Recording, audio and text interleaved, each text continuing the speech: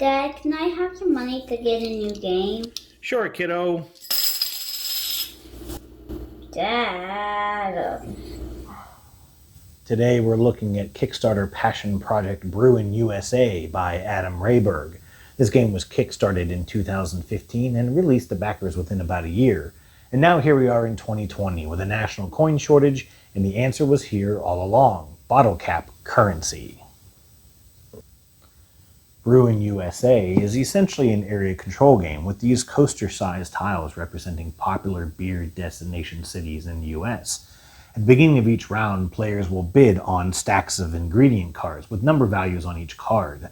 These ingredients are the standard grain, hops, water, and yeast, with wild cards available, and also adjuncts, which players can use when brewing a beer to give themselves a one-time benefit.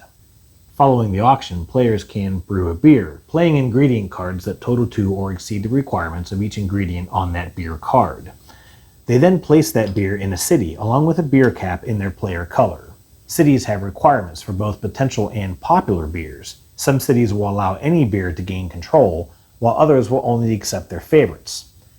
However, with only 6 beer styles in the game, and each city having at least 2 favorites, it does make this whole system seem a little trivial.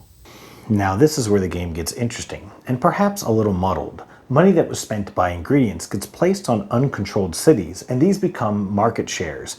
Market shares are essentially endgame victory points for the player that controls that city. These shares are distributed by the dealer of that round, essentially the first player, and that roll rotates to the left each round. Placing a beer on an already controlled city triggers a beer fest, and like a beer that's been left out a little too long, the beer fest is a somewhat flat mechanism of the game, where each player involved chooses up to 3 ingredient cards left in their hand. Their opponents get to remove one of those cards at random, and then the players reveal their remaining cards. The highest sum of the values shown wins the city.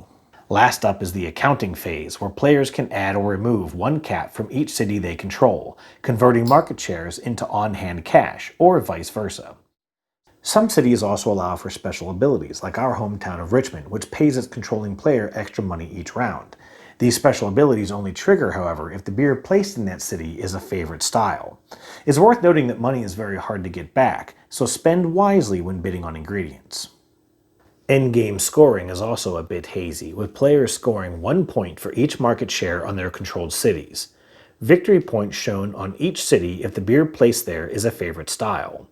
1 point for each market share on the entire region for the player who controls the majority of cities in that region. And lastly, 1 point for each unspent cap. Speaking of caps, let's take a quick moment to look at these components.